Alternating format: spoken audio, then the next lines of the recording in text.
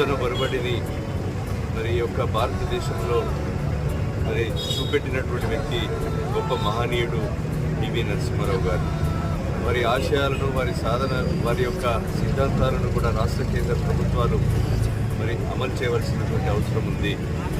కనుక పివి నరసింహారావు గారి ఈ యొక్క జయంతిని మరి వారి యొక్క పూర్తి కాలము జరుపుకొని వారి ఆశయాలను అమలు చేసే దిశలో ఉండాలని కోరుకుంటూ తెలుగు ప్రజల గౌరవాన్ని, తెలుగువాడిని ప్రధానమంత్రిగా మరి చేసినటువంటి తొలి ప్రధాని, అదేవిధంగా కాంగ్రెస్ పార్టీకి ఎన్నో సేవలు చేసి వారి యొక్క కుటుంబం కానీ వారు కానీ మరి పుట్టిన కొద్దీ మరణించే వరకు కూడా కాంగ్రెస్ పార్టీలో దేశం కొరకు, స్వతంత్రం కొరకు అనేక పోరాటాలు చేసినటువంటి గొప్ప మహనీయుడు పివి నరసింహారావు గారు.